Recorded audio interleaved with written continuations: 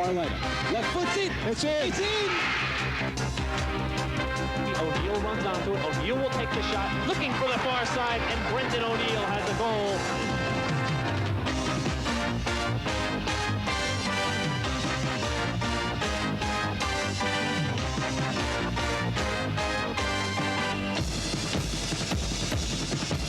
TV3 Sports has come to Westfield for this afternoon's Watch-On Conference matchup between the Westfield Blue Devils and the Raiders of Scotch Plains. Hi, everybody. I'm Matt Laughlin. Along with me, Hugh Albanese on a very humid afternoon. Two quality teams, two great programs squaring off against each other. And Hugh, last year we saw these two teams battle. It was a 3-2 victory for Scotch Plains, and we expect a tightly, hard-fought contest once again. I'd be very disappointed and surprised if we didn't find just that. These two teams are outstanding soccer teams. Both have come to play, and we should have a real battle today. Scotch Plains is the defending Group 3 state champions. We saw them win the championship last year down at Trenton State College, but boy, is this a different look club. Just one player who started in that championship game returns this year. He's James Brown. Well, yes, James Brown has given leadership to this club and held them together, and they've been very successful because of it. He's a sweeper, co-captain, very good speed, and also plays on the New Jersey Select Under-18 team. They are a very strong defensive team. They've only given up 2 goals in one game. They've given up 5 goals total, and they are 7-1 on the season. Let's talk a little bit about Westfield. 7-2-2. That's good by just about anybody's standards, but here at Westfield the standards are a little higher, and I think Walt Leonow's a little disappointed in his club. Well, I think he's a little disappointed that they haven't done some of the little things that they have to do to be ultra successful. He says he sees it at times, and he thinks it's going to come very soon. Junior Daddario has picked up where he left off last year. He's been doing it for a while for Westfield. Well, he's a lineman, and we saw him last year, just an outstanding player. He has 12 goals and 6 assists this year, a 4-year player and co-captain too. It's a big matchup, a big crowd expected for this afternoon's contest. As Scotch Plains takes on Westfield, Hugh and I will be back with all the action right after this.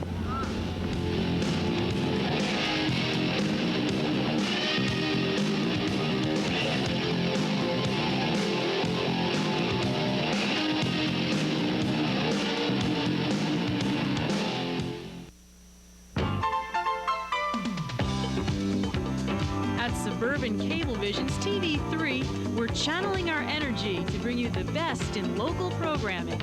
You can view educational shows, community events,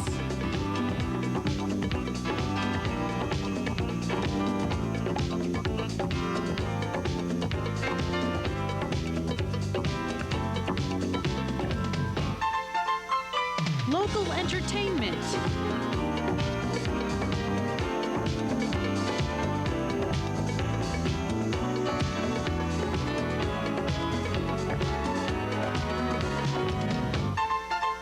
and sports.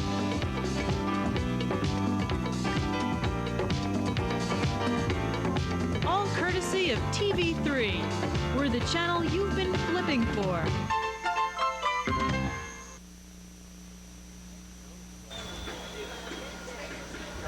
We mentioned earlier what a warm afternoon it is. Temperature near 80 degrees, high humidity level. And this is an Indian summer type of day, and we'll find out which team is in better shape as the fourth quarter approaches, Hugh. Well, I think we can count on the weather to take its toll a little bit because things had cooled off with weather-wise, and now all of a sudden it's very warm. The only thing that's a plus for both teams have ample substitutes, and I'm sure we'll see a lot of it. Here are the starting lineups as we take a look at the Scotch Plains Raiders. Up front for Scotch Plains, they'll go with 2 strikers, Mark Dambow and Paul Pace. We may see Eric Michelson in place of Pace. However, Michelson is working with a sprained ankle and is doubtful today. The midfield, Eric Klein, is the left midi. The offensive midfielder, Corey Berlinski, he'll come up into the attack a little bit more than will the defensive midfielder, Chris Ferrara. Jeff Reza mans the right side. In the defense for the Raiders, the sweeper is Brown. The left back is Keith Joy. He's only a freshman. Amit Dogra is the right back. He is a sophomore. And the stopper back is a freshman, Shimmy Wexler. In defense, sophomore Bracky Reyes. He's allowed 4 goals in 8 games. Meanwhile, here's the starting lineup for the Westfield Blue Devils. Up front, they will have Joe Agnone, Jeff Hughes, and Junior Didario. They will go with 3 men who will interchange. No one's necessarily on the right side, in the center, on the left. They will interchange those spots. The midfielder position looks like this: Kurz, Wojcik, and Court. And in defense, it'll be Zadorian, Vo, Ball, and Topar. And Paul Stockett will be in the goal.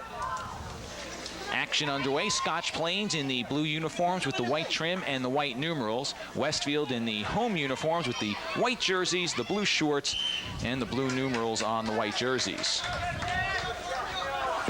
Stockett combines with Eric Pepper in the Blue Devils goal. We will see Pepper in the second half in all likelihood.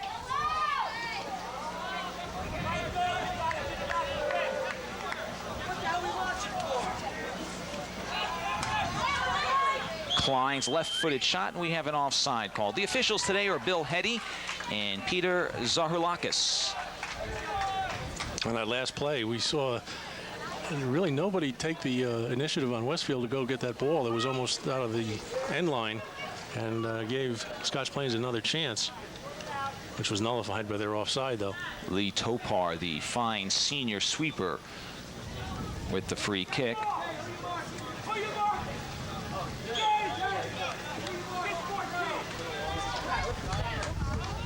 Bit of a breeze blowing this afternoon. That may affect play. It's a bit of a cross breeze blowing from the bottom portion of your screen toward the top portion of your screen, blowing across the field.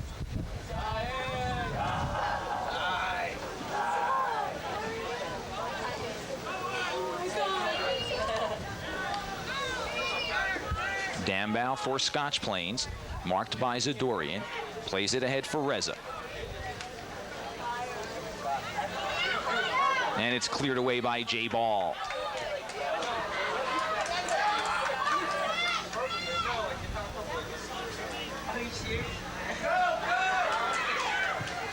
Brown intercepts, and it's cleared across the far sideline. We'll have a throw in for the Raiders. You notice Scotch Plains doesn't take much time getting that ball back into play, trying to catch Westfield off balance.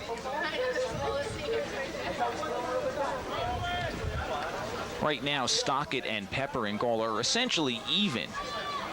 The advantage that Stockett has right now is that he's a senior, while Pepper is a junior. And that inexperience of the junior, the reason why Stockett maybe rates a slight edge, but basically they're dead even, and that's why Walt Leonow will go with both goalkeepers. He's been doing that throughout the year. He's waiting for someone to take charge and jump out in front. Hughes into the box, looking for Court. It goes past him. Ball's out. And it'll be a throw-in for the Raiders.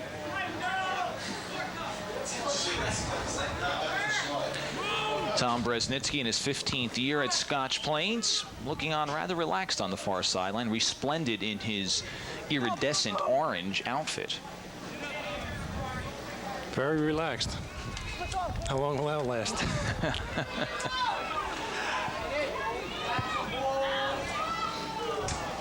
I always wanted to be able to relax like that and enjoy myself, but could never sit down for too long, more than about 3 seconds.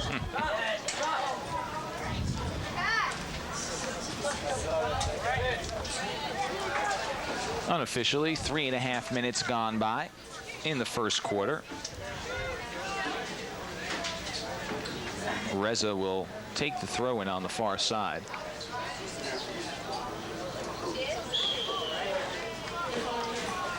And we have a foul called on Scotch Plains. Pushing, jumping in, whatever you want to call it, maybe both.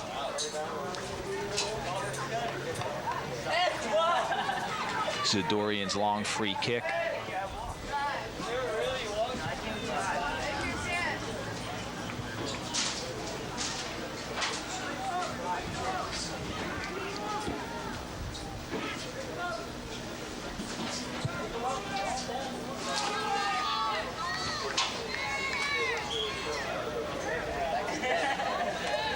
Tony Czar and Dan DeClerico in the ballgame now for Westfield.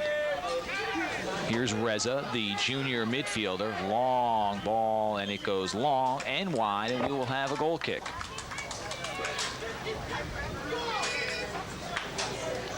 Not a bad idea taking a shot from over there. The only problem with that one was it was just a little bit wide. Had it been a little more on net, could have been a tough chance because it was high and dropping down. Topar with the goal kick. Walt Leonow considers Lee Topar to be one of the top 5 players he's coached. Here's Court, the sophomore, playing it ahead for De Clerico, too far, and it's played back to the net by Amit Dogra. Reyes has been playing goalie since the 1st grade. He's comfortable back there. It's not a matter of, for one reason or another, he wasn't comfortable at forward or midfield. He's always been a goalie, and Tom Brzezinski is very high on him. Here's a deflected shot in front, and it's cleared off the line. Stockett came out. It was deflected past him, and it was Jay Ball who cleared it off the line. 2 Scotch Plains players had the opportunity to touch it in, but just couldn't reach the ball as it came across the front. Long throw in for the Raiders. Dambau into the box. Played toward the goal, off the crossbar. And Topar clears it away. Another nice opportunity for Scotch Plains.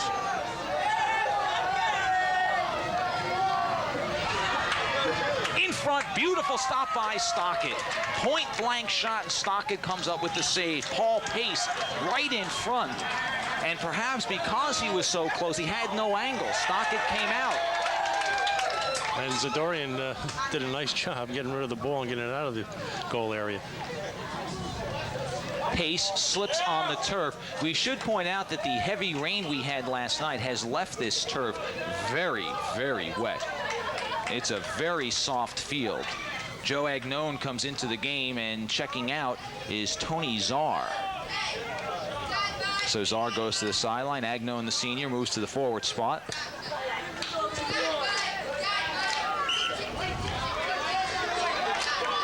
Actually, Agnone now playing more of the left midfield position. De Clerico, Hughes, and Daddario up front.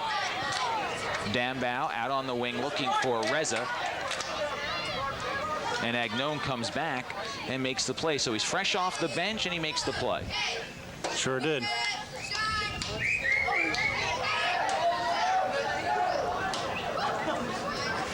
Dambau with the throw-in.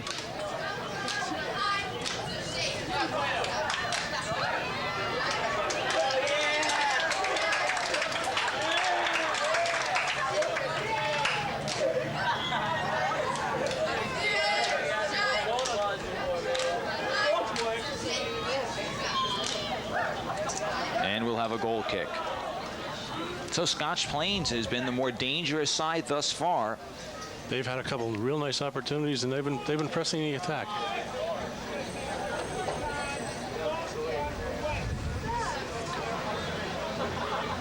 For the Raiders, the danger is they will push forward, and they may leave themselves open if they relax to a counterattack. Daddario.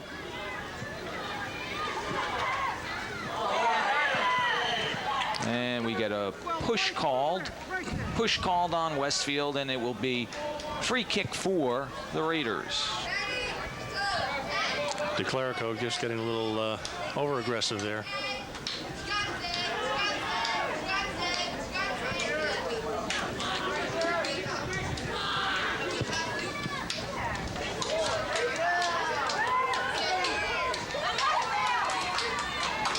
Good 1-2 ball worked. Zadorian head to Hughes. Hughes with a burst of speed. Reyes comes out. That series of passes that you just saw there by Westfield is what Coach Leonow says his team has to do to be successful. And they executed very well that time. That's probably the best they've executed so far. Walt said that the problem his club has had, and it's the first time he has experienced it in quite some time, is that the tendency of this Westfield team is to play to the level of its opponent, which is fine if it's Scotch Plains because the level will go up. But when you're playing some of the lesser clubs in the Watchung Conference, they've struggled. He uses the Union game as an example of when the team put everything together. They came away with a 5-0 win over the Farmers. The Farmers are a good team. Yes, they are. And he said they were able to put things together, and they came away with the W. But you look at some of their other games, in a tie against Cranford, and he's not too happy about that. Well, the important thing is that you get better as you go along, so that you can peak near the end when it's tournament time. One of the things that Walt said to me last night, he said it's funny, you know, hearing complaints about a 7-2-2 team. He said, you know, there are a lot of programs that would love to be 7-2-2 after 11 games, but at Westfield they have a little higher standard, and they're expecting a little bit more out of the team. Tommy Vo will take the throw-in. Vo recently broke into the starting lineup.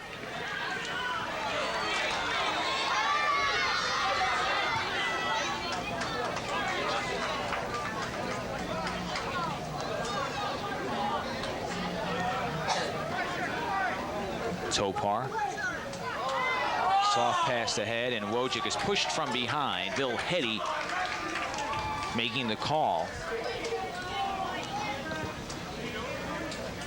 Again, Hetty, one of our officials say. Peter Zahoulakis is the other. He said, call me Peter X. Everybody does. I'll take him up on that offer.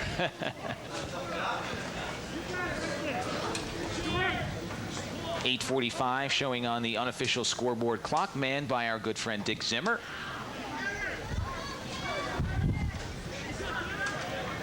Official time kept on the field. Here's Court. Court has some room. Into the box, and it's cleared away. Shimmy Wexler, the freshman stopper back, clearing the ball from danger, but here's Court once again. And it's kicked across by Klein. A throw in for Westfield, and Vo will take it.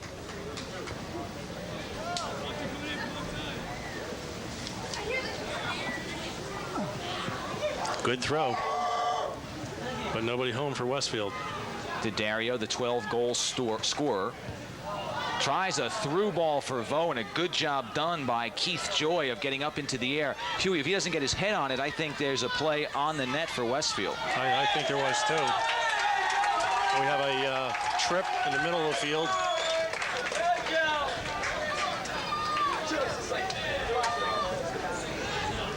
Chris Wojcik should be careful trying to kick that ball as it was being kicked. He could get a card for that. Here's Court once again.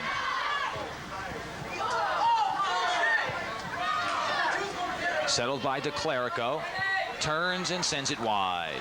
You saw DeClerico slip again. I think we've seen a couple of times, Huey, where the players have slipped as they've tried to tee it up. Well, he saw the opportunity for the shot and teed it up, and as he went to kick, slipped a little bit, lost his balance, and as a result, the ball went wide to the right. A couple of fresh troops in the game for Westfield. Teddy Powell comes on, as does Jeff Haig.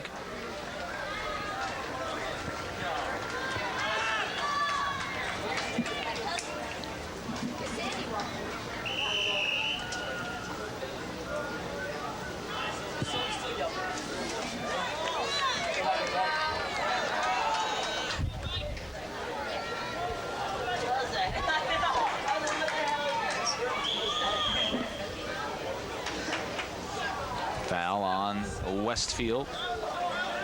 No score. First quarter action. Matt Loughlin along with Hugh Albanesius. Westfield and Scotch Plains.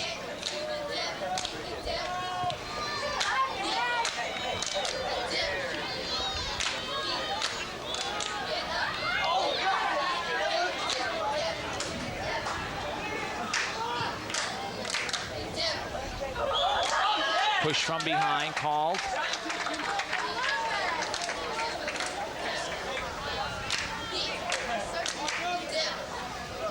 Set piece coming here from Scotch Plains. Brown will take it.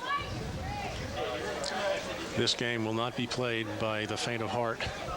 This will be a very tough game, as we've already seen. Very physical. Stockton comes out.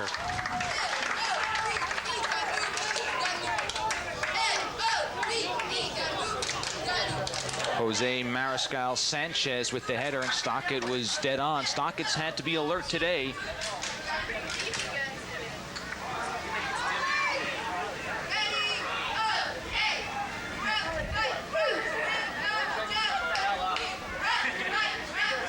Powell turns it in.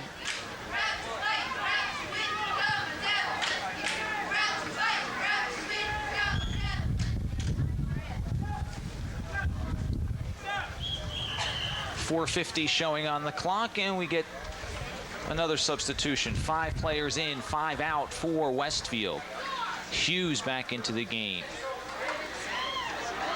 Joe Agnone back into the game.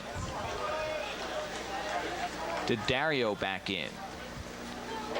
And Wojcik is back in also.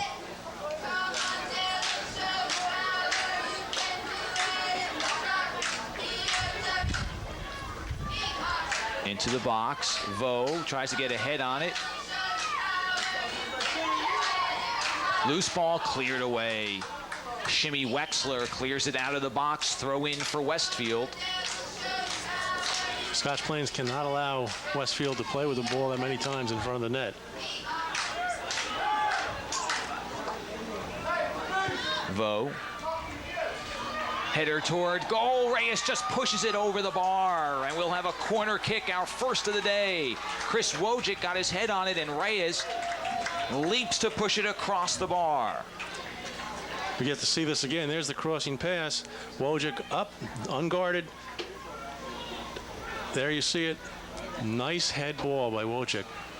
Just missing. Wojcik will take the corner. And it sails across the line and a goal kick. One of the first dangerous opportunities for Westfield. Well, Westfield seems to be putting it together a little bit better than they had earlier in the quarter. Nice crowd on hand here. 2 neighboring communities, and there's mutual respect, and at the same time I think there's mutual dislike. They're 2 very strong programs, and I think they're proud of the success that each has had, and I think they like to believe that each is better than the other. And in Westfield, they kind of look down at the Scotch Plains program and vice versa. That's not true. I think they respect each other, but I think that there is some sense of we're better than you. Well, there's a lot of pride at stake here in this game. There always has been in the games in the past. Pace for Sanchez. Topar intercepts. I liked what Topar did there. He didn't hurry. He found the open man, saw Hughes running into an open spot and found him. Well, they're starting to execute better than they did in the beginning. The passes are a little bit crisper. They're on target.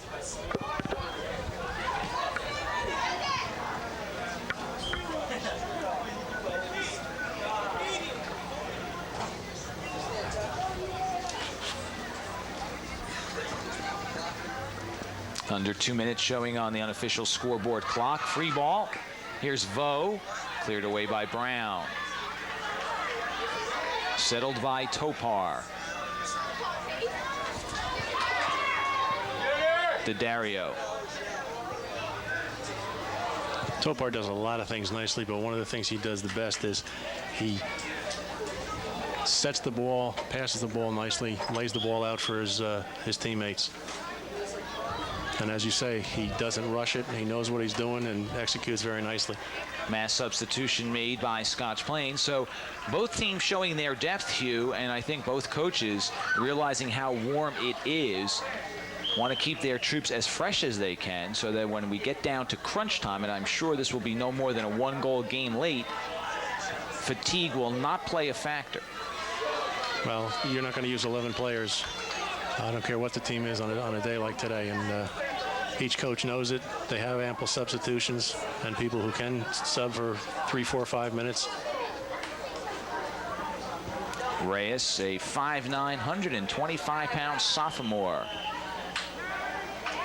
And he's guilty of carrying the ball. Now, that's a call you rarely see, and this is a great opportunity for Westfield. Well, he played the ball off his chest and put it to his feet and moved the ball out. It'll be an indirect kick. It's got to touch somebody. Lee Topar wants the official to move the wall back 10 yards. They're not back 10 yet. The ball resting just outside the penalty area. Right on the penalty line, actually. And they should move back another 4 yards or so. And before they can get off the kick, the quarter comes to an end. So as Westfield tries to get the indirect off, the delay in trying to establish the wall, and time runs out. So an opportunity goes by the board for the Blue Devils. Scoreless after one. We'll be back after this.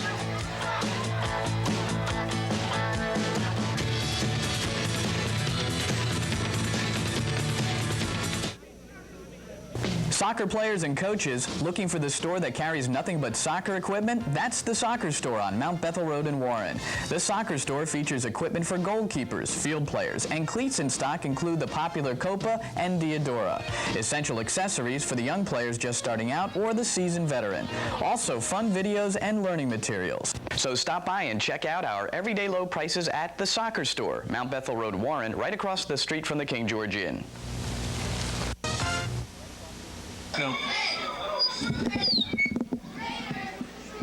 Matt Laughlin at Hugh Albanesius. Back at Westfield, there's Tom Bresnitsky talking to his troops. I think both coaches were a little upset at the end of the first quarter. I think Tom was upset about the call of carrying the ball that was called against Bracky Reyes. And I think that Walt was upset that his team was not given the chance. I think he felt that since Scotch Plains was not moving back, that the clock should have stopped. Well, I'm not too sure that both of them aren't right, because I'm not really sure what Reyes did. I didn't think he did anything wrong, but it was called for carrying the ball, which was put down, should have been an indirect kick.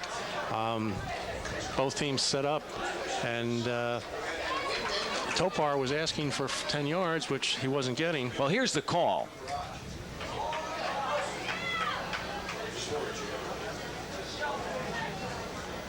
And Reyes looks to his left and says, why did the whistle blow? He played it off his chest to his feet, dribbled 5 to 7 yards, picked it up, and then the call was made.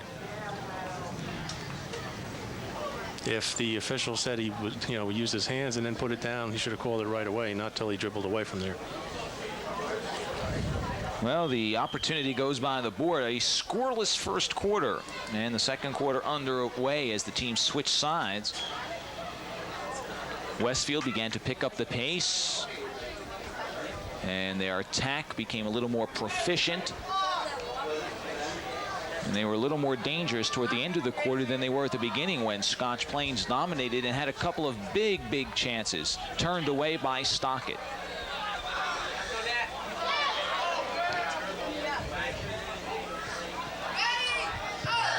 Reza.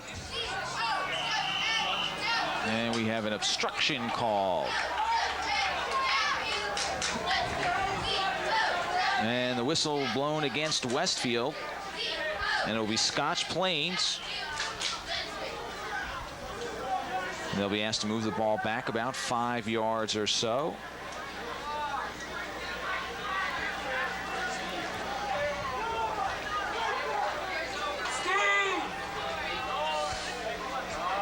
Set piece coming here from the Raiders, very dangerous, about 30 yards out.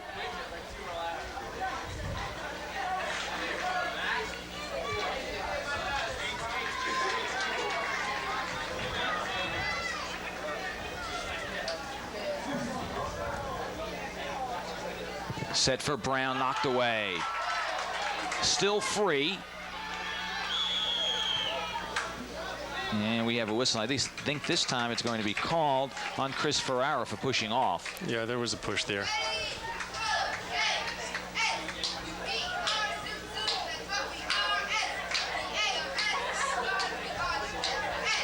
First of two back-to-back exciting games we have on TV3. Tomorrow afternoon we have Montclair and Bloomfield on our schedule. We will show that a little later on TV3.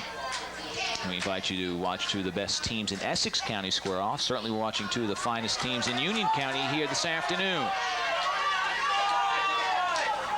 Ball taken away by Reza from Agnone. Reza didn't give up on that play and finally was able to take the ball away.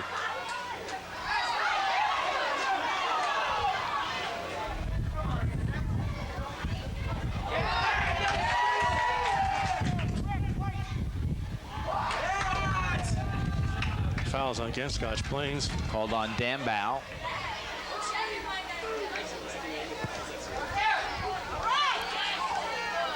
Joy with the header. And Joy again. Joy only a freshman. He and Shimmy Wexler, two freshmen in the back.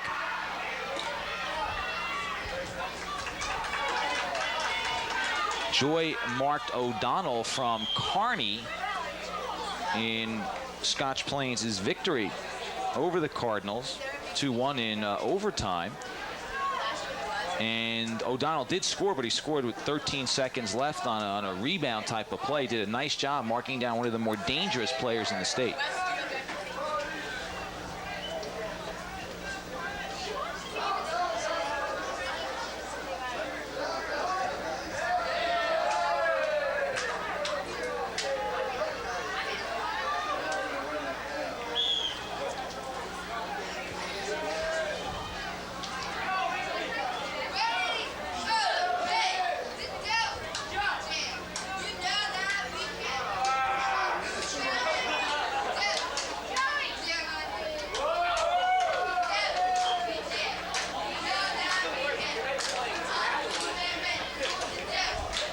Vo with the throw in.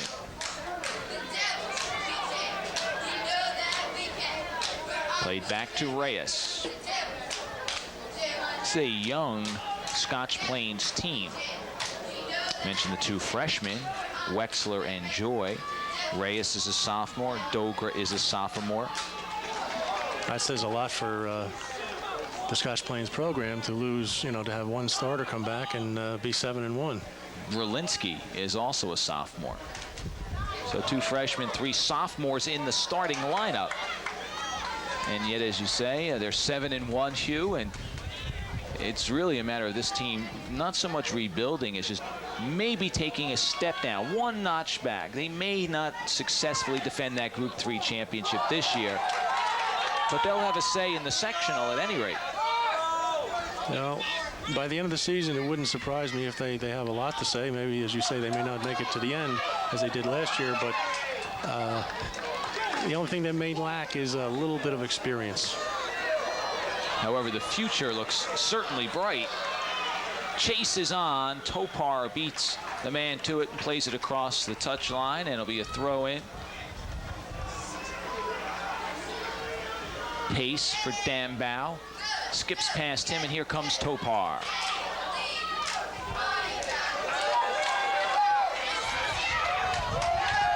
Into the wind, looking for Daddario, and it was held up enough for Wexler to track it down. Daddario had a little bit of space, he broke, but I think that crosswind slowed that pass down.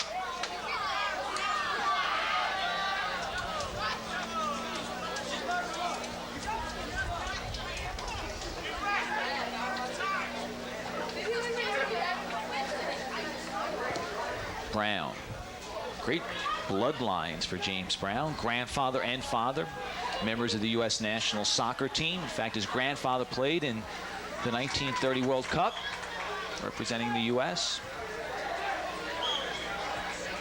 And I believe it's his grandfather who's a member of the Hall of Fame, Soccer Hall of Fame.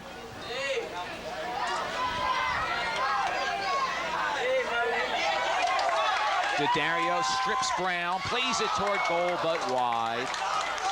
Though it went wide, that was the smart move. You have an unsettled situation, one-time it. Well, there was really nobody else there at the time to help Daddario, and he did a nice job keeping the ball. We get to see it here. He stays on the ground, keeps the ball in front of him, pushes it, and now he knows he's got to take the shot.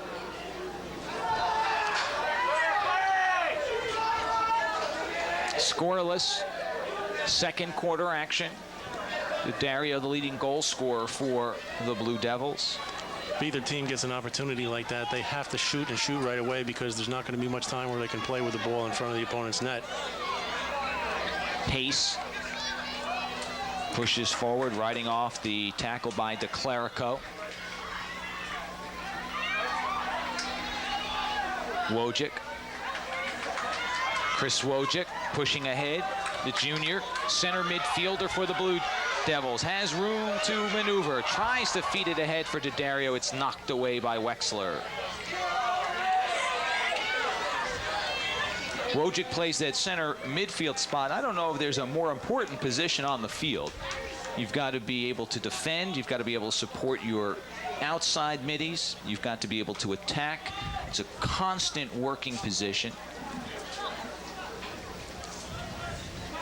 I would say that, you know, that's the toughest spot to play on the turf, and you really have to have a lot going for you besides being well skilled. You have to know, you have to be intelligent, you know, to play in that spot, because actually you're the leader and you're directing basically everything that goes on the field.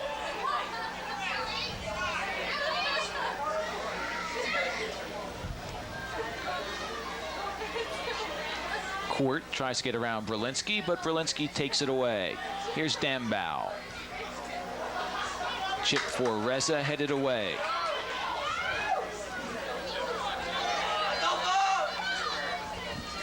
Wexler, the freshman.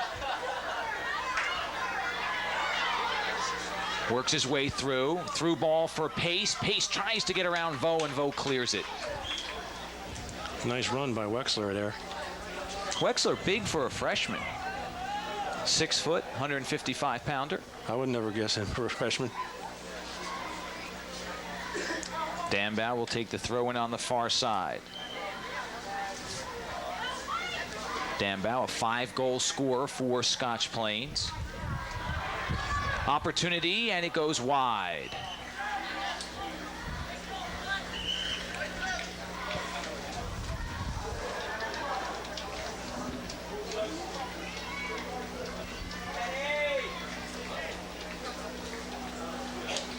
The shot was taken by Chris Ferrara. Didn't quite get the foot on it the way he wanted to. Substitutions for Westfield. 7 new players on for the Blue Devils. Here's one of them, Powell. Topar stays out there, however. He's got the ball now. Plays it for Keith Zadorian. Zadorian saw action in the first quarter, and he and Ferrara collide. Ball's picked up by Topar, and Ferrara seems to be hurt. And we get a whistle stopping action because of the injury. And the whistle coming when Westfield had the ball. We get to see this play again. Both of them come together, hit the ball, clean play. Absolutely. Ferrara a little shaken up. I don't think the play should have been stopped. He wasn't part of the play. Westfield clearly had possession of the ball, but it was, and we'll have an indirect kick to start the play again. Greg Kowalczyk comes in replacing Ferrara for Scotch Plains. Topar lifts it into the box. Header, and it's saved by Reyes.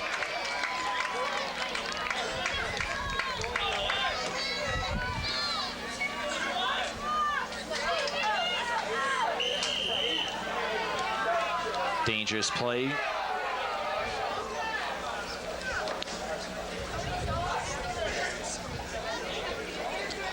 .12:35 left on the clock. Again, the official clock kept on the field.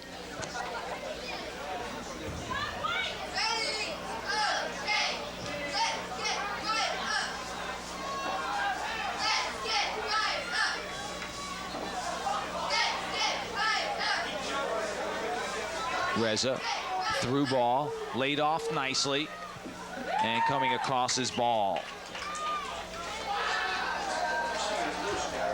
Big crowd on hand here at Westfield to see this matchup on a very warm afternoon.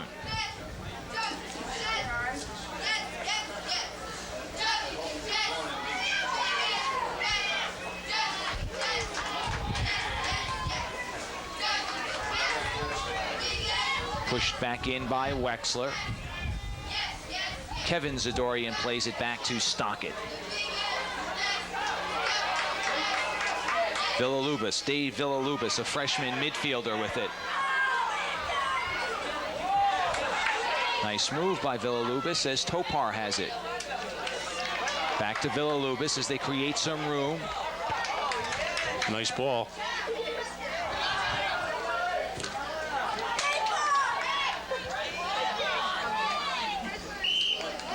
Throw in for Westfield. Yeah, that was a play there you don't see too often. Executed that well, and the spin put on the ball when it was kicked up so that it would stay in play. A lot of times that ball has a tendency to go out if you don't put the right spin on it. Cavalciri with the long throw.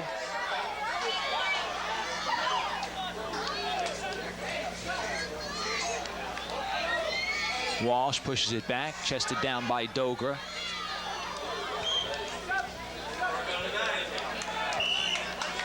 And the 7 who came off just a few moments ago are back on for Westfield. Hughes, DeClerico, Agnon, Wojcik, D'Addario, Court, Vo. And a lot of the youngsters coming off. Powell, a freshman. Haig, a freshman. Villalubis, a freshman.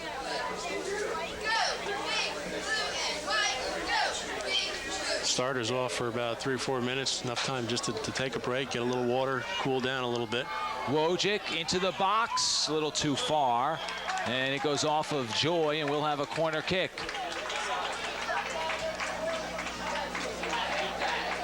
Dangerous ball that time. And Joy, the freshman, clearing it off the line, setting up the corner kick. Second corner kick for Westfield. First one that was taken just went across the goal line and was not dangerous at all. That was probably the best thing that Joy could have done in that situation. Just stops play. Nice ball. And we'll have another corner.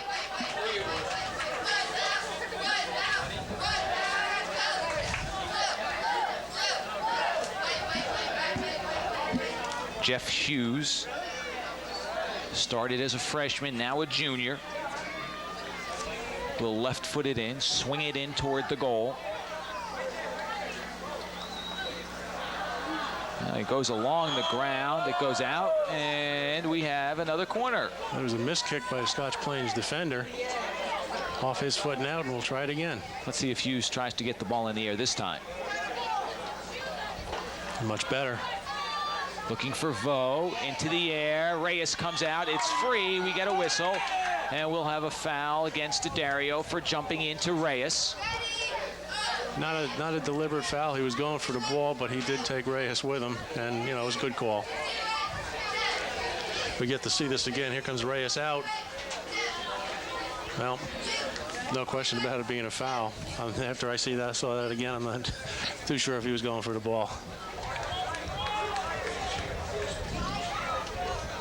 Noticeable difference, Hugh, this year compared to last year. Last year's game I thought was much chippier. We were on the call of that one over at Scotch Plains. I thought it was much rougher. I thought there was a lot more after the whistle action. This seems, at least from up here, I mean, we were up in the press box and several yards away from the field, it seems to be a much cleaner game. Overall, I think you're right. I think I saw a little bit in the beginning of that type of thing, but both teams have really settled down, and they're playing good hard soccer.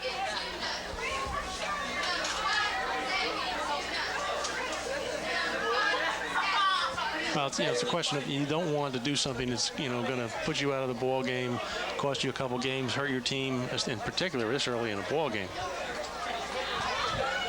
I think there's also some sense that the Union County soccer community, the soccer community in general, is watching this game to see what happens, because these two teams have had their problems in the past. And I think with the new crowd control rules that were implemented, I think people in this area immediately thought of this game. I think you're right. A lot of things happened last year in soccer, not just in this area, but all over the state that were not good for the game. And the state has tried to tighten up things and make it a little bit stricter and eliminate that type of problem. And I think in this area, people immediately thought of this great rivalry and how there were some problems on the field. And in fact, there were problems off the field too as the fans got into it. But again, we don't see too much of that this afternoon. I think they're both playing hard, both playing well. Not that there aren't any fouls, but there are fouls of aggression and, you know, being overzealous maybe.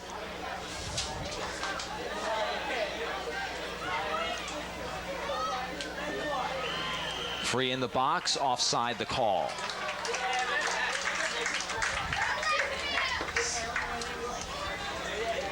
.6:13 left in the first half. Matt Laughlin along with Hugh Albanesius. And since about the halfway point of the first quarter, Scotch Plains has not been that dangerous a side.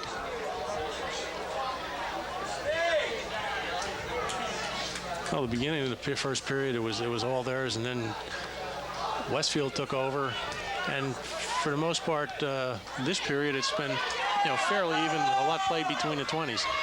DeDario, marked by Wexler. The senior gets around the freshman, right foots it in front. Punched away by Reyes and cleared.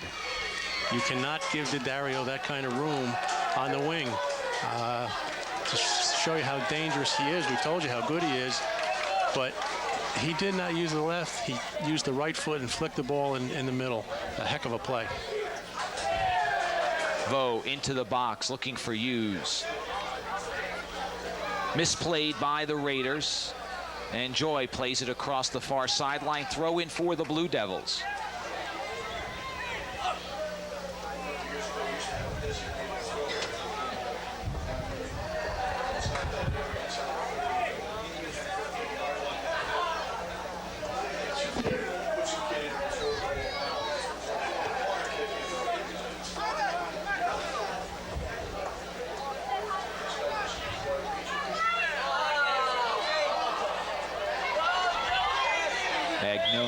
Pushing it ahead, but offside the call. Jay Ball offside on the left wing.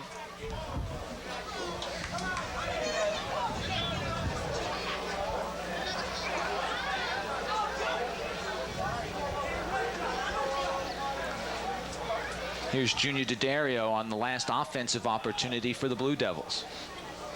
There you see the flick with the right foot right across.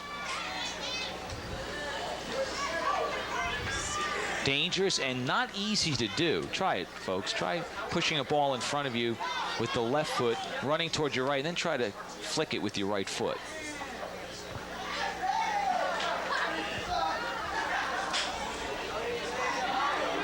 Michael Alchis pushes it through for Berlinski. Coming on, he shoots, and it's a goal! So after Scotch Plains had their offensive momentum stopped, they counterattack and they take the lead. You could say that develop on the near side, down the wing, and then a slip pass right through. We get to see it again. There's the pass right through. Ball off the Westfield goalie right into the side of the net. Berlinski's third goal of the season. The assist to Michael Alchis, his first assist of the year, and Scotch Plains has taken a 1-0 lead, 3:42 to play in the first half.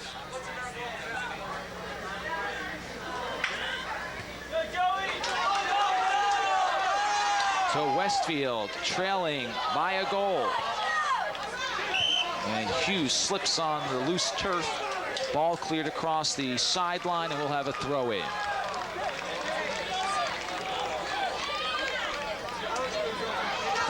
Ball shot deflected away.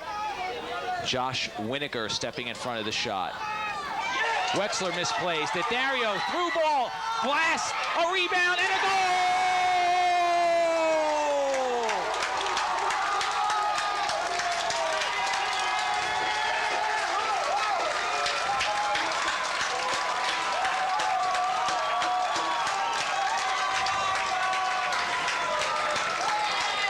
DeDario does not quit. You're going to get a chance to see that again. A misplay. He touches it once, takes his first shot. Good save by Reyes. Comes and takes it again. Almost put it over the top, but just under the bar. That play was started over on the far side by Lee Topar. Give him a lot of credit, too, because he got that ball that came back out, and instead of putting the ball back in toward the net, he put a little spin on it and was looking for Daddario on that side, and worked out just the way they wanted. That goal coming just 34 seconds after the Brzezinski goal for Daddario, his 13th goal of the year. You cannot fault Bracky Reyes. Daddario put the ball through the legs of Wexler. A blast was stopped by Reyes, but there was no one there to clear the rebound, and he was at the mercy of Junior Daddario, who finds the upper part of the net, and we are tied at 1.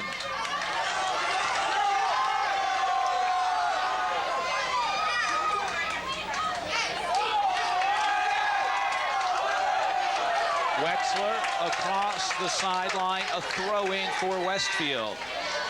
Westfield fans sitting in front of us, obviously more animated by the goal.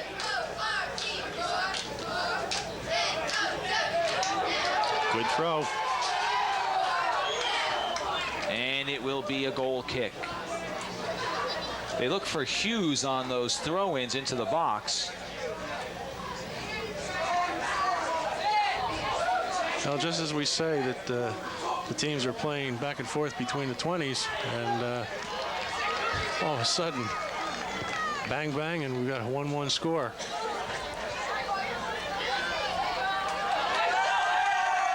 Handball called on Agnone. Direct kick for Scotch Plains. Ferrara back in the game, lost it into the box. One hopper handled by Stockett.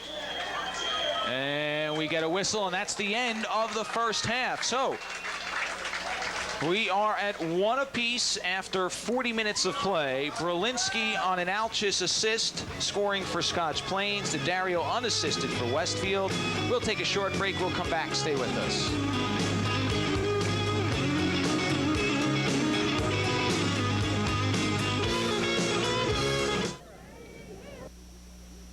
Sports Channel provides 100% of your daily sports requirement because we serve up your favorite teams. Satisfy your appetite for Mets action as they charge toward the pennant. Quench your hockey thirst with exclusive Islanders and Devils action and the NHL right through the Stanley Cup Final. Plus, the Mets battle the NBA's best. Hungry for more? You can snack on Seton Hall basketball, Metro Area College football, Notre Dame sports, and daily thoroughbred action. So for a balanced sports diet, shouldn't your brand be Sports Channel?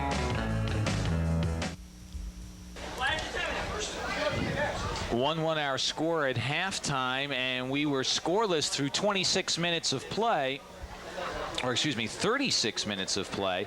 And then Scott Brzezinski got on the board. Michael Alchis with the ball on the right side. He's able to push a through ball to Brzezinski, who breaks behind Topar. Out comes Stockett, but not much he could do. For Brzezinski, his 3rd goal of the year, the assist to Alchis. It was 1-0 Scotch Plains. Then just 25 seconds later, ball goes through Wexler's legs. Daddario one-times it, save made by Reyes, but Daddario hops on the rebound and scores his 13th goal of the year. An unassisted goal, and it's 1-1. And that's how things are as we get ready to begin the 3rd quarter.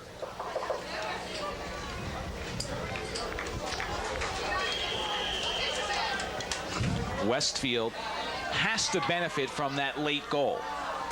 It looked like they were going to go into the halftime trailing 1-0, but Daddario pulls them even, Hugh, and that's got to benefit them. Well, yes, you don't want to go into halftime behind. They were headed that way, but Daddario's effort, a nice pass from Topar to start the whole thing, gave him the equalizer. Mike Court can't run onto it. And Joy does the smart thing and lets it go across the sideline. Here's the throw-in. Dambao. Nice ball down the line. Pace runs onto it. Pace turns into the box, tries to get past Topar, but Topar, the 4-year veteran, is able to come through and intercept and steal. Here's Klein on the interception.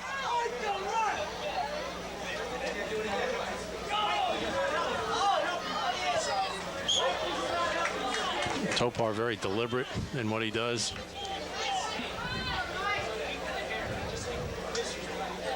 He's looking for his opponent to make a commitment and then to go to the other way.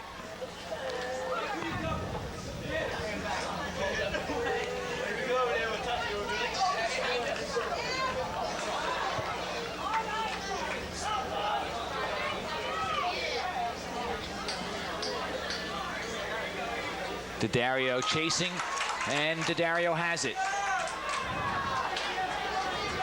2 men to his right, puts it between the legs of Brown. Now it comes out. Here's Wojcik. Hughes lays it off for Court.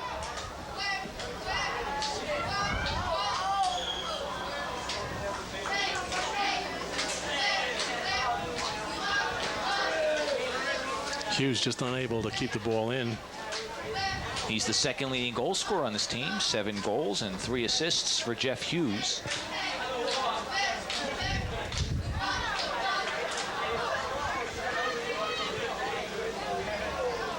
Pace unable to catch up with that bullet pass.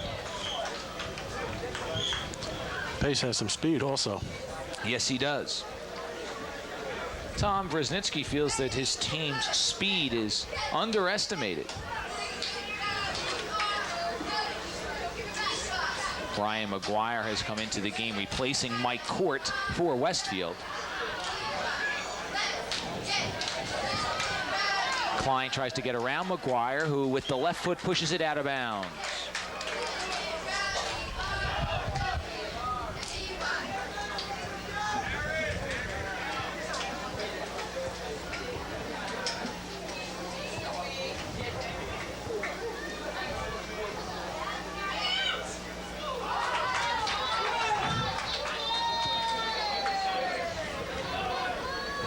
Stockett has remained in the nets. We thought that we would see Pepper in the second half. Last night, Walt said he would go first half, second half with Stockett and Pepper, but it is Stockett who starts the game and has stayed in throughout.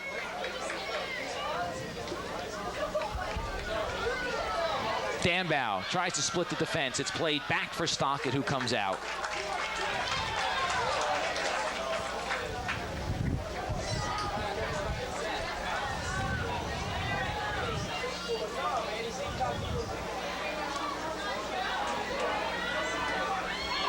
Daddario, dangerous, 25 yards out, and a nice tackle made, and his ball is taken away. Scotch Plains moves on offense. Brown with the hard, clean tackle took it away from Daddario, prevented any more movement by the senior. Hughes turns sharply, left foots it into the box.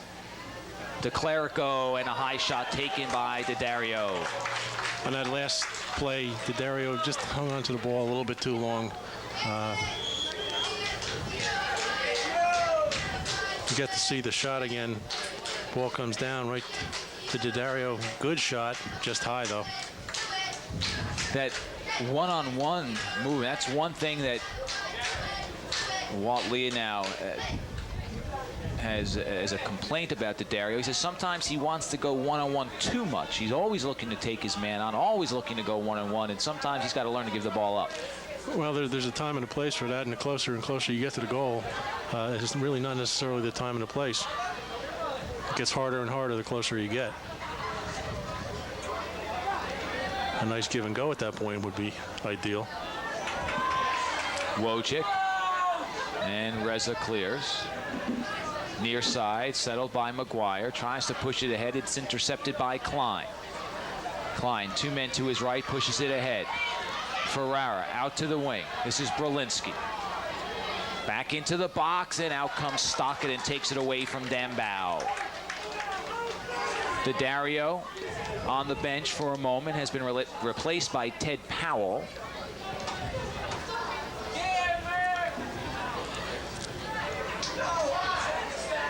One-hour score, 2 second quarter goals coming within 24 seconds of each other.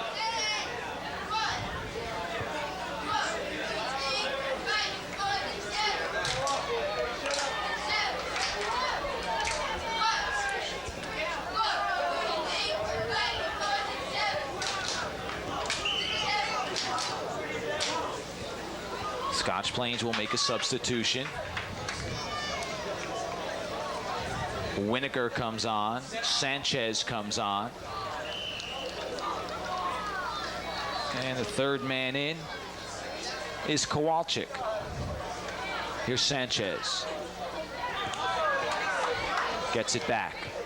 Plays it ahead for Klein. Klein in on goal, and a nice play made by McGuire, who came from behind and got his left foot in front of the ball.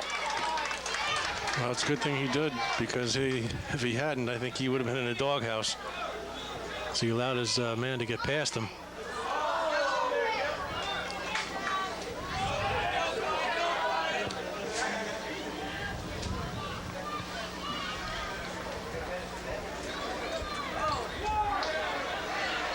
Powell, the freshman. Nice tackle by Sanchez. Dambow head for pace. It goes off of pace. Sanchez has it. Down the wing, and an offside is called. No question about the call.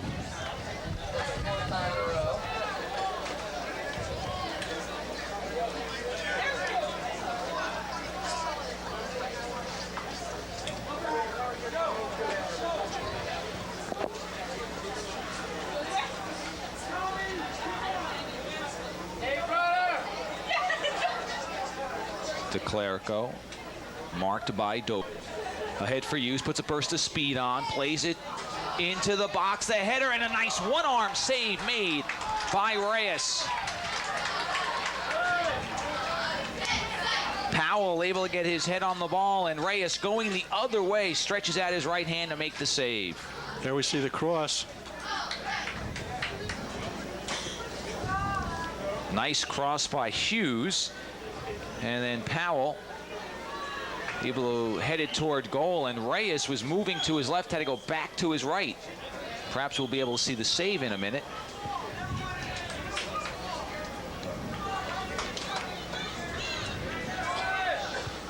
Then again, maybe not. 8:10 gone by in the third quarter.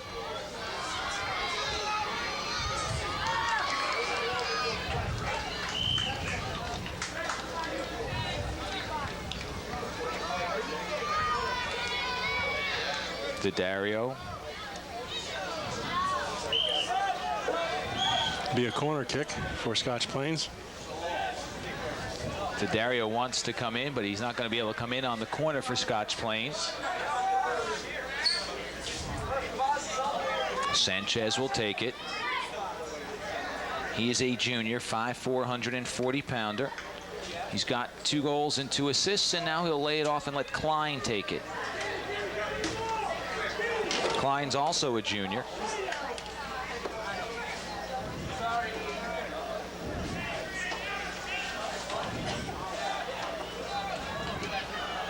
And it's played toward the goal, but wide by Kowalczyk, and now Dario will come on. That was a strange corner kick. It started out nicely, and then all of a sudden it sort of died and took a dip, and didn't come that close, although Scotch Plains was able to get a shot off on it.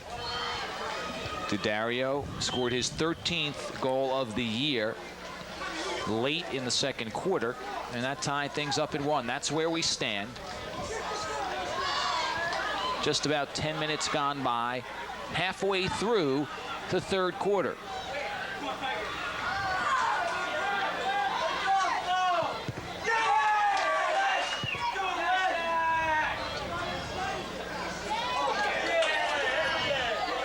Foul called on Ball.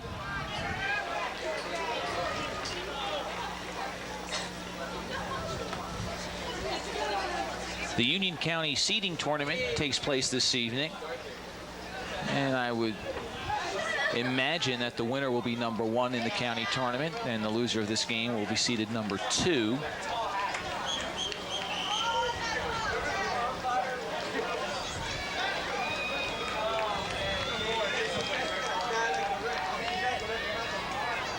Brown's kick too far, and it goes across the goal line. Scotch Plains and Westfield met in last year's final. Scotch Plains won in a shootout after scoreless regulation and scoreless overtime. Westfield won in '88. Scotch Plains won in '87. They won in '86, and they won in '85. These teams have met in the last 5 Union County Tournament finals. And if you've seen any of those games, you've seen some great soccer, too. Two very fine sides, well coached. They've got great feeder programs. We have a handball called.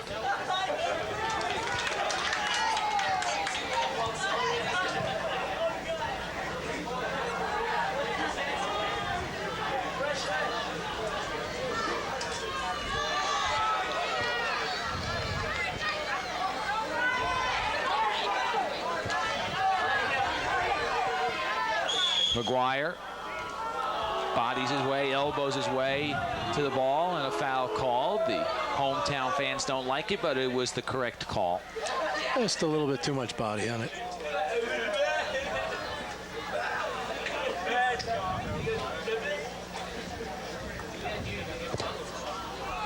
Left foot into the box, headed away by Topar.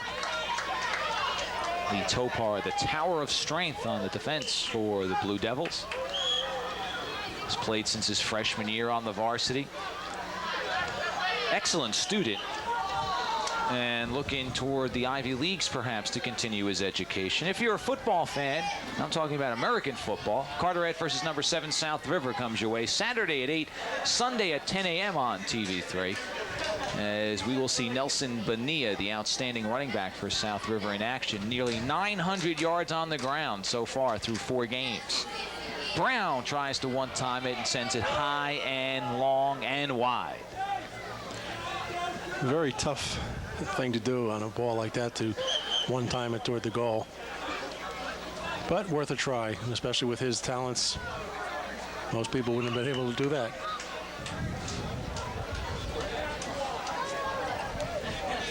Brown and Dambow are the co-captains of this team. Mike Court has come back into the ball game for Westfield, and McGuire goes to the bench. Winokur looking for Ferrara. Too far. Here's Powell. Up ahead for Daddario. Knocked away by Ferrara. Here's Brown. Nice pass to the side. And pushed up nicely. Here's Brian Barry with it. Played ahead for Winokur. Tries to push it through, and we get a foul.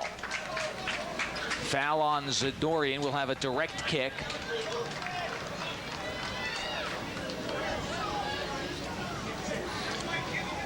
We get to see the play again. No question on that. No ball, all player.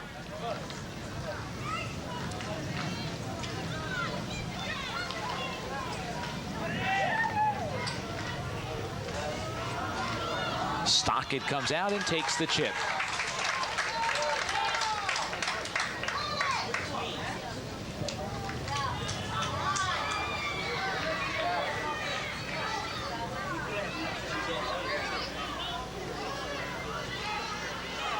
Sanchez, the junior, knocked away by Agnone.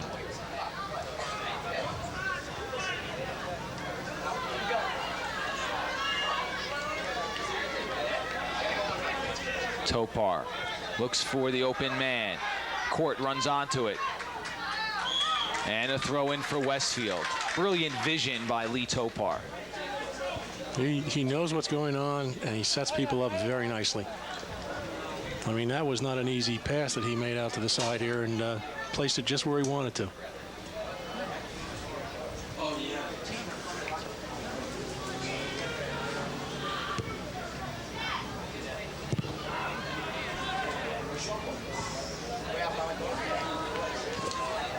Pace pushes it ahead, has a man to his right, sends it through, but Avi Horev did not run toward the goal, toward the ball.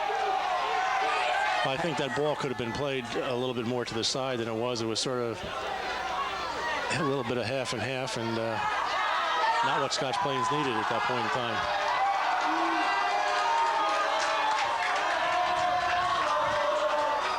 Pushed ahead for Court. And it goes across the goal line, and we'll have a goal kick and a stop in action as pace is down, standing about 30 yards away from the goal. And he's holding his right ankle. And we'll see if we can pick up how he hurt himself.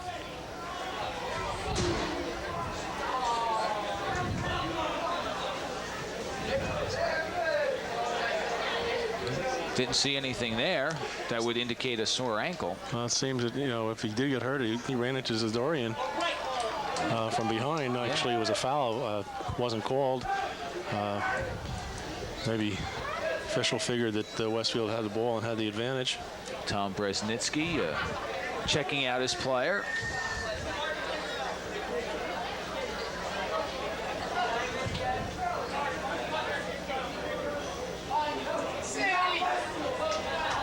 It's hunting season. I don't know if Brez should be wearing that outfit. I mean, I guess he has to. You know, he's walking through the woods.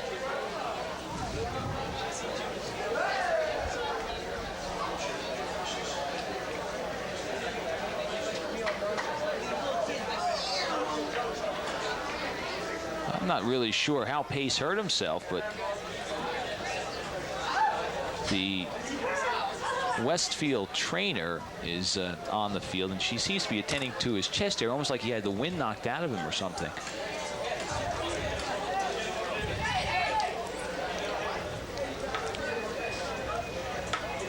And he's back up. Well, we'll look at it again. Nothing you can tell from this. I don't believe this is where he hurt himself.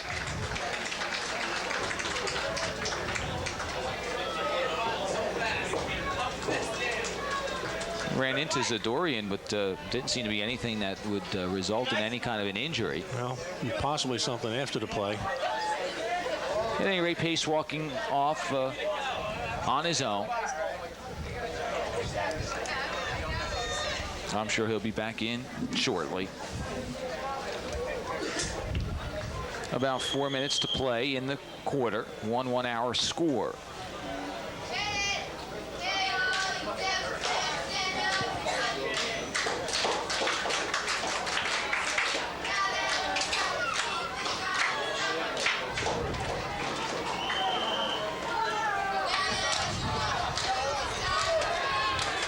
That was a dangerous play. It goes to Westfield, but I'm not sure that shouldn't have been a drop ball because there was one player of each team on the floor when the ball was trying to be played.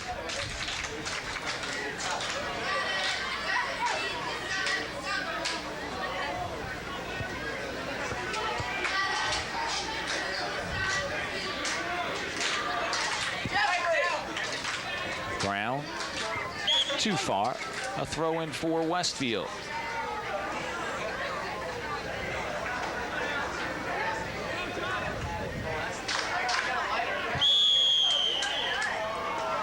Push from behind.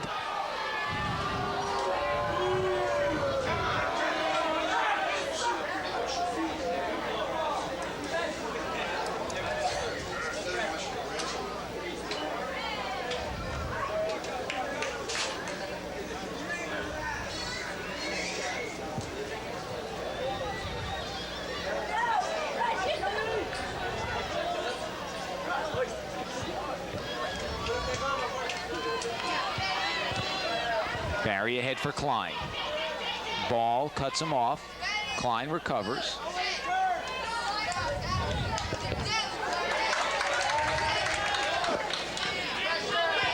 Wexler. Here's Horev.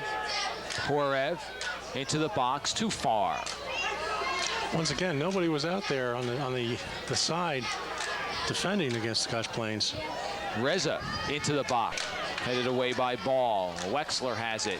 Puts it toward goal, but wide.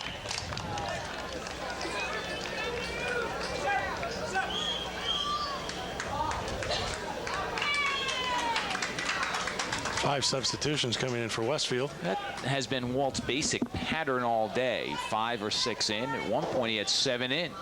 7 substitutions.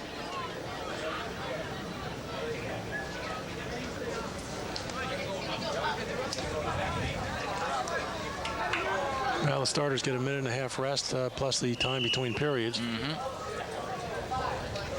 We have less than 2 minutes to go, unofficially, in the third quarter.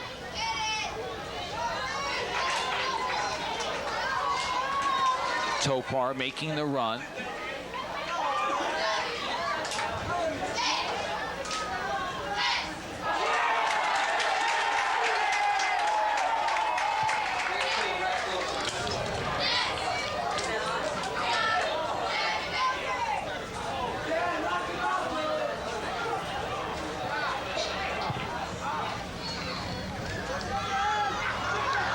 Dambow, only man back is Ball. Tries to get around Ball. Still with it, puts it toward goal and in!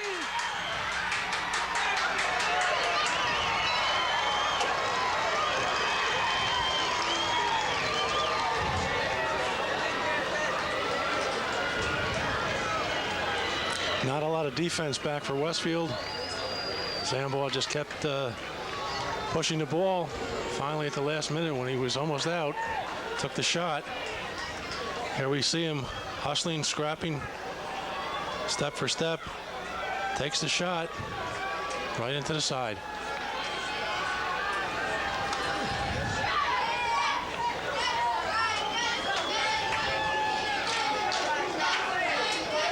Late in the third quarter, Mark Dambow scores his 6th goal of the year. Unassisted, and he never gave up on it. Muscled his way past Jay Ball and put it past Stockett, and the Raiders take a 2-1 lead. The goal coming at 59-21.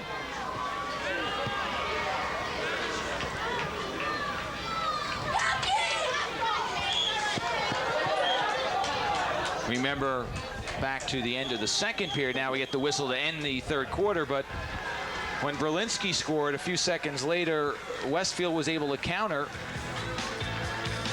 but they won't have the opportunity here as time has run out in the third quarter. 2-1, Scotch Plains on top.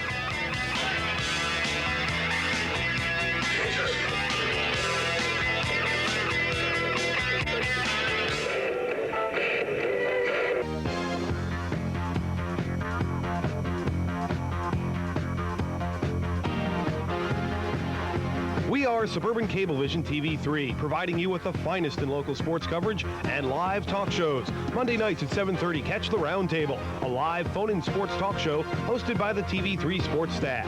And every Thursday and Saturday night at 6:30, watch Ion Sports with your host, Matt Laughlin. Whatever the sport, whatever the season, TV3 Sports is always there.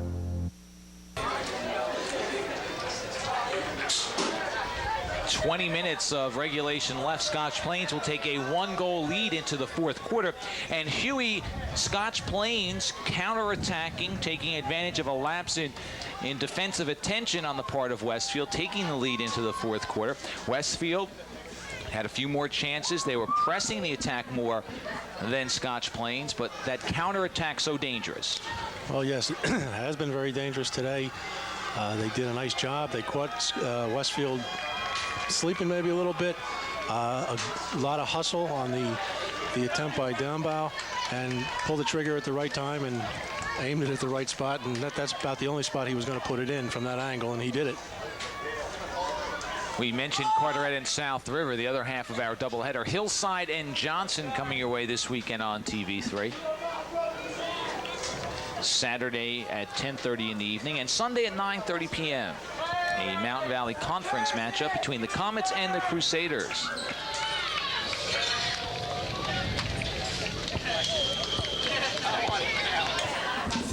A 1-goal lead is much too slim of a margin to go into a defensive shell early. So Scotch Plains will have to play fairly even up. But as we get closer to the end of the game, I'm sure we'll see them become much more defensive in their posture.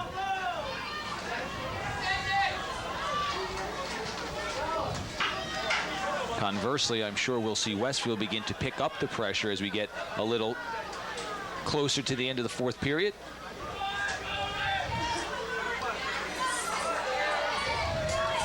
Ball knocked away by Winokur. Here's Pace back into the game, left late in the third quarter, shaken up, and he's back on. He goes hard to the turf as he and Zadorian collide. This is Joy. Looks to turn it into the box and does, settled by Vo. Well, that goal seems to have picked Scotch Plains up a little bit. They're really pressing now.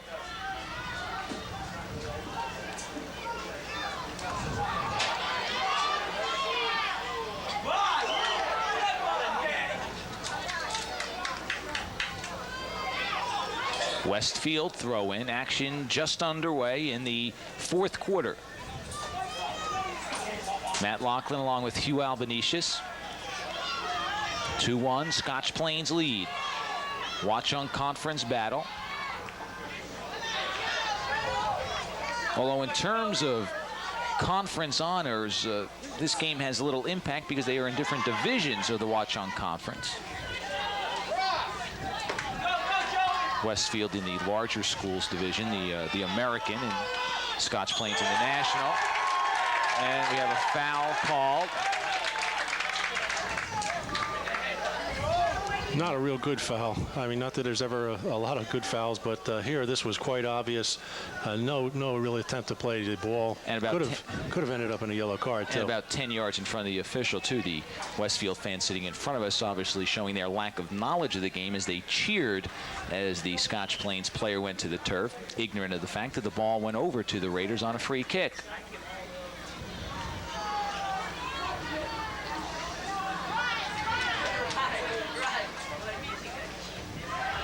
Klein, nice slide tackle. To Dario, trying to put on a burst of speed, watched by Wexler. Here's Hughes. Hughes tries to get around Dover into the box and one times a bullet. Last year we saw him from maybe a little closer, put it into the upper right-hand corner, and he's got one solid left foot. And that shot came from low down by the defender's feet and was not easy to pick up. It was a rocket shot. And another 3-4 feet to the right, and we'd be tied up. As it is, Scotch Plains maintains their one-goal advantage.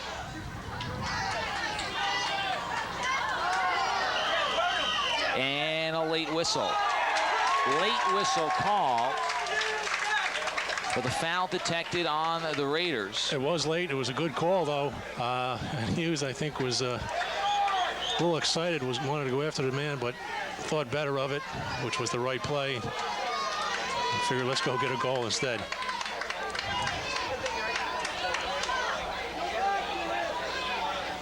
Topar about 40 yards out.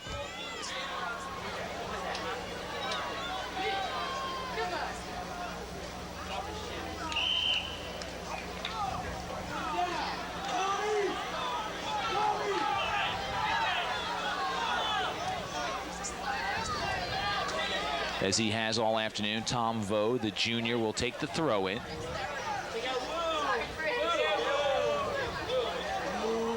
Good throw.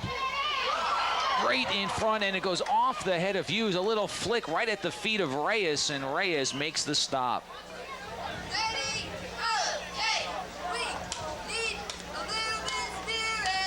Well, they're giving the goal kick, so it had to be over the end line. It must have gone over the end line when Hughes flicked it on.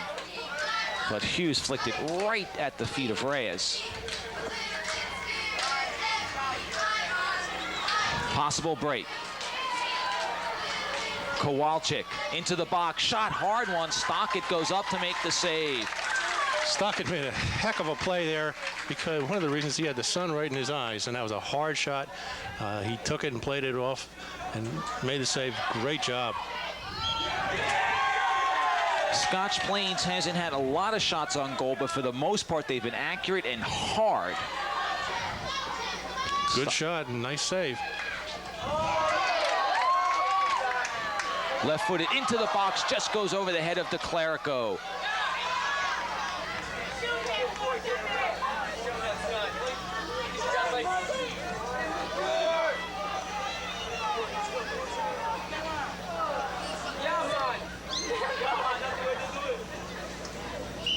The ball will be out when it comes down.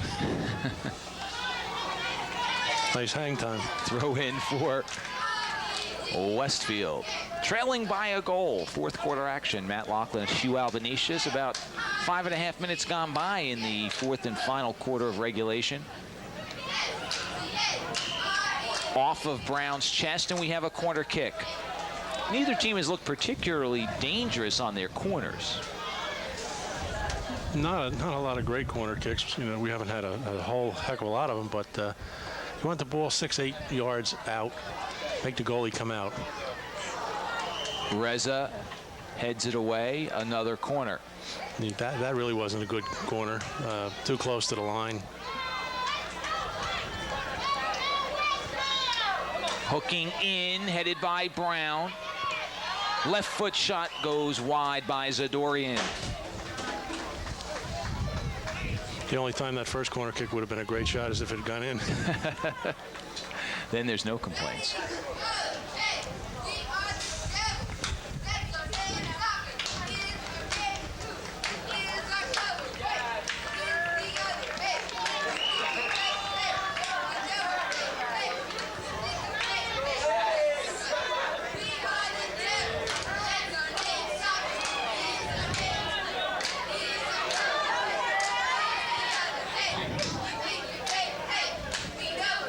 What I like about these two teams is they have field awareness. There's a sense of where they are, who's near them, what they can do with the ball. No sense of panic playing that ball back. No, for the most part, they know exactly what they want to do. Executing is where most of the problems come in. Sometimes it's a little bit tougher to execute than to know what to do. But these teams execute a heck of a lot more than a lot of teams do. We've mentioned it before, two great programs, well coached, very fine feeder programs, and year in and year out they're among the best in Union County and certainly among the best in their respective groupings. Westfield a Group 4 school and Scotch Plains a Group 3 school. Another thing you see between these two teams and a number of other teams lack is a lot of communication. They talk to each other.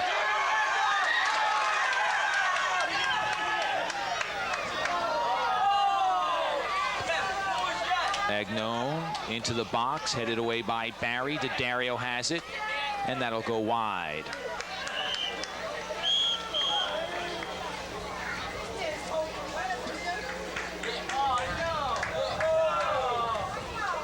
Corey Walsh in the game for Westfield.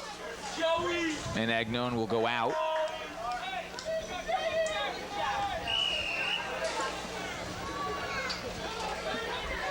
Walsh is a junior. 3-goal scorer.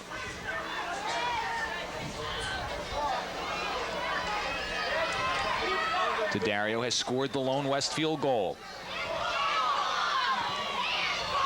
Good play made by Wexler. Daddario recovers, and Wexler plays it across the far sideline.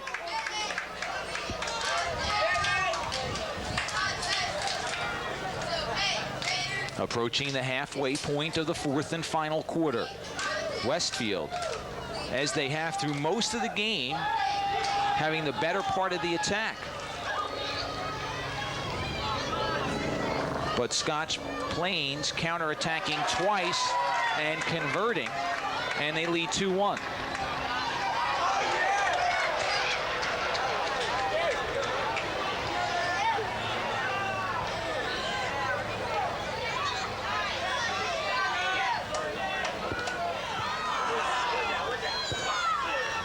Hughes looking for Walsh. Just couldn't get the ball to him. Once again, knowing what they want to do. Court. And it goes across the far sideline. It'll be a Scotch Plains throw-in.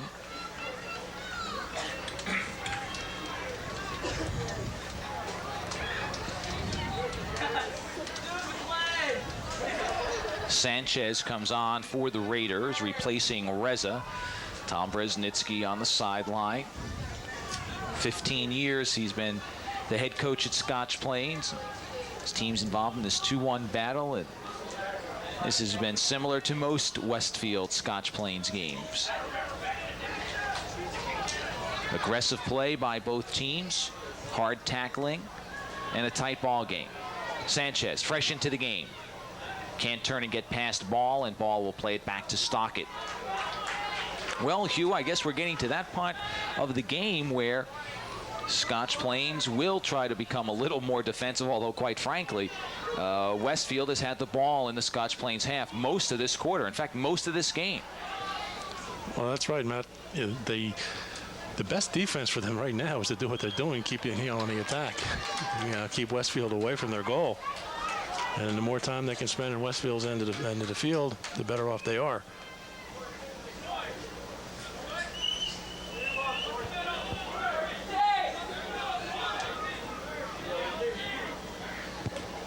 Berlinski and Dambow, the goal scorers for Scotch Plains. DeDario, the lone goal scorer for Westfield. 2-1 the score.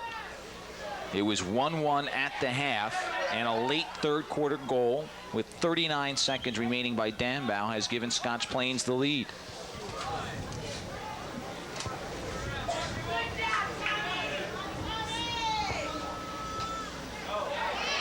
Might have been a handball there, not called. Thought it went off of Hughes' hand.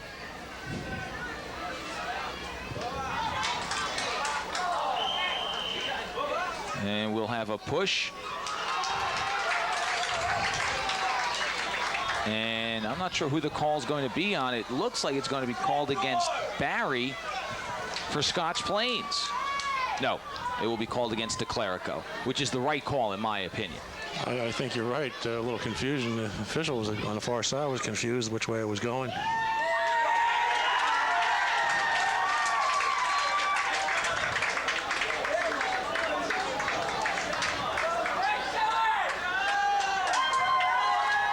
Scotch Plains not going to rush anything right now.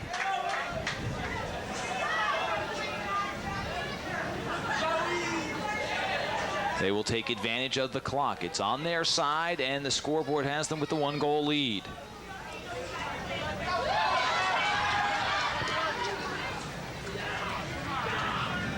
We'll expect the long balls now from the defenders as they try to just clear the ball out of their end of the field and force Westfield to put the ball into play from deep in their own end.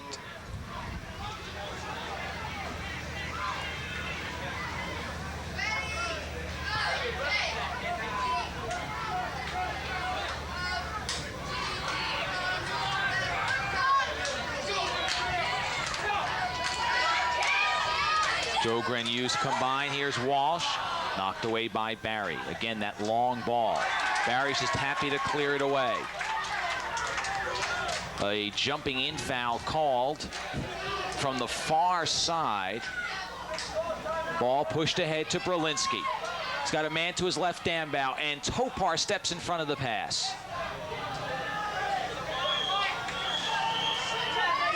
And now we have a whistle and time taken as Zadorian is down on the turf.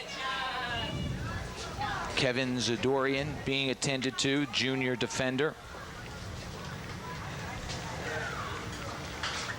There was a hard collision there between Zadorian and his opponent, and it looks like he may have done something to one of his left leg, ankle.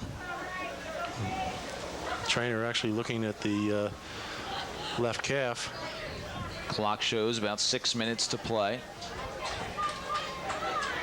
Over the top. Maybe twisted it when he came down. But he's up, and under his own power, he'll have to come out since time was stopped.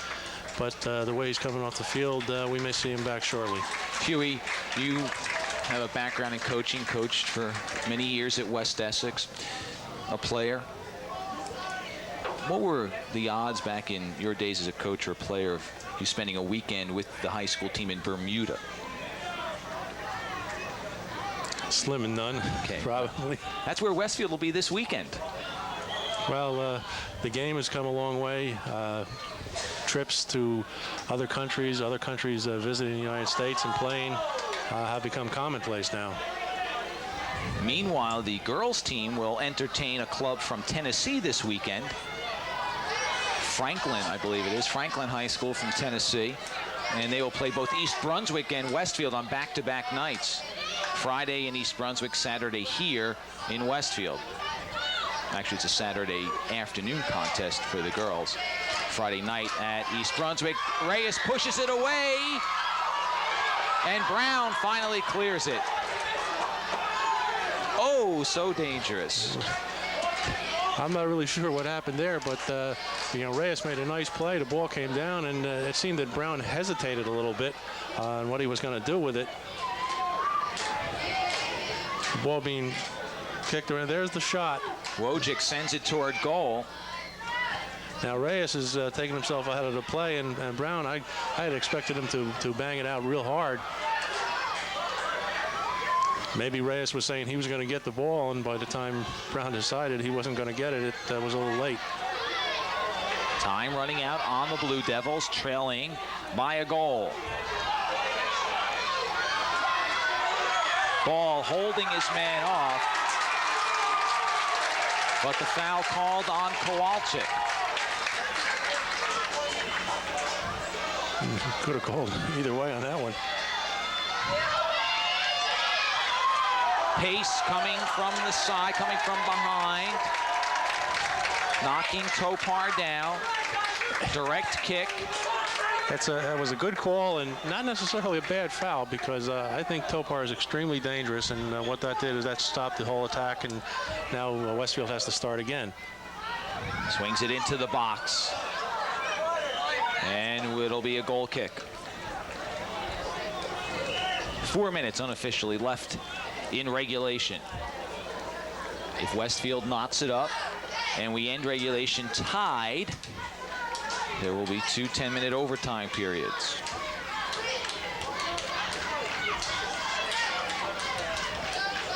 Scotch Plains looking to improve to 8-1 on the year.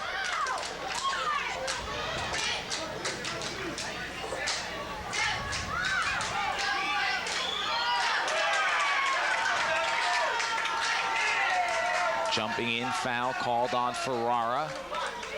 Wojcik a little slow in getting up. He'll get back into play. Topar will take the kick.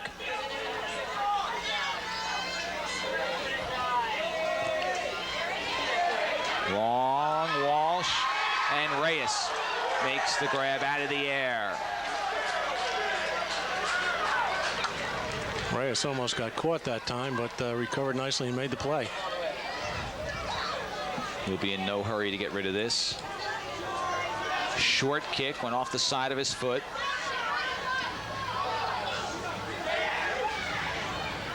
Reza, long ball for Pace. Pace tries to get around Ball. Ball plays it back to Stockett. Quickly back into the attack. Topar's pass knocked away. Here's Kowalczyk.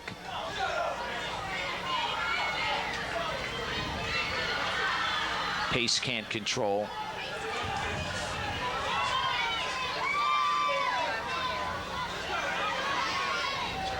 Time running out late in the fourth quarter. 2-1 Scotch Plains on top, looking to go to 8-1.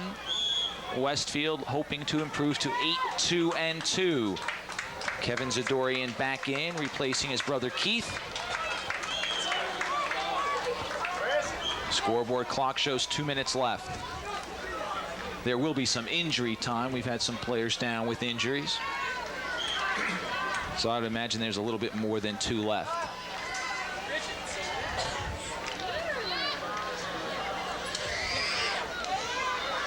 Wojcik tries to turn. It's cleared away. Ferrara comes up limping. Remember, he hurt his ankle earlier.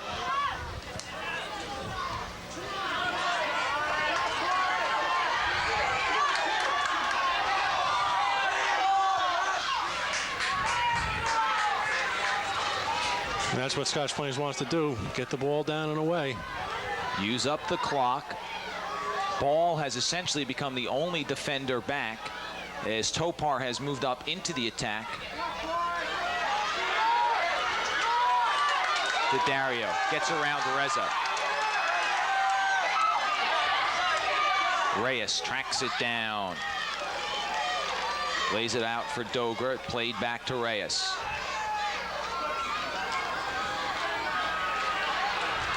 Scoreboard clock shows 45 seconds left.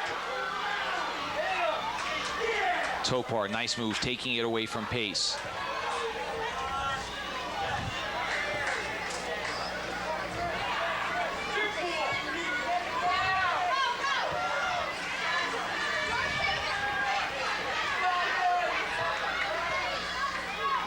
There may be enough time for one last effort. This might be it. Daddario, the leading goal scorer, the lone goal scorer today for Westfield, has it taken away by Reza. And there's the whistle to end the game. And the Scotch Plains Raiders come rushing onto the field to celebrate their victory. A 2-1 win this afternoon over Westfield. Scotch Plains now 8-1 on the season, as goals from Berlinski and Dambow enough to offset the Daddario goal and give Scotch Plains the victory. So in all likelihood, it will be Scotch Plains, the #1 seed in the upcoming Union County tournament, where they are the defending champions. And Huey, it would not be surprising at all to see these two teams meet once again for the county tournament championship. Not at all. Fine game. We'll come back to wrap it up. Stay with us.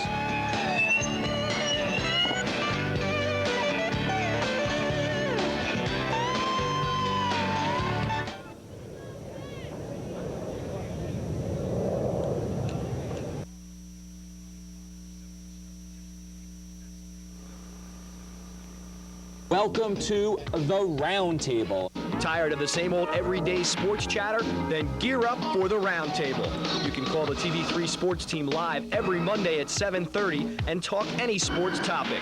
If you miss us Monday, you can catch the repeat on Tuesday at 8 o'clock. That's the Roundtable, your direct line to the bottom line in sports.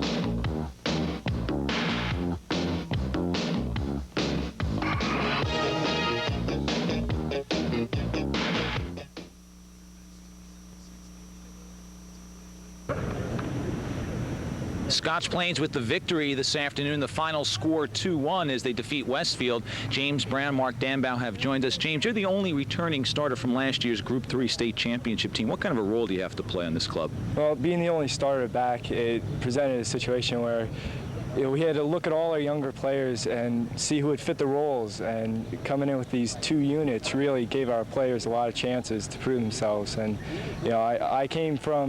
I was the only inexperienced player on the team that year, and now I'm the most experienced player, so it puts a lot of pressure on myself to prove what I know. And a lot of pressure on you and your teammates today, because you came in against a high-powered Westfield offense, a team that was looking to avenge a loss in the county final and last season in the regular season. Oh yeah, we've been waiting for this game all season. The last week we've all been talking about it, and we might have looked over some games that we might not have played as well, but this year's game was a lot better because it wasn't as physical. The yellow cards were non-existent, and I think we had a lot more fun this year because there were no tough matches. It just played along. It was just hard. It was aggressive soccer, but it wasn't that chippy kind of play. We commented on that in the booth, that there was a difference from last year. Well, we wish you the best of luck the rest of the way. Congratulations on the performance today. James Brown now stepping in. Mark Dambow. Mark scores the goal winner late in the third quarter. Mark, describe the goal for us. Well, it was a little chip from Avi Hora that I took down the wing and just pushed through everyone and put it in the corner, luckily. Never gave up on it. You pushed your way past Jay Ball. Talk a little bit about this team. It's so young. You start 2 freshmen. You start 3 sophomores. Well, yeah, we're young, but we're eager. We're very eager this year, and hopefully it'll take us a long way. Do you think there are some people that maybe are taking you guys a little too lightly? They look at all the graduation from last year and they say this can't be the same kind of club? Well, I'm sure there is, but we're not.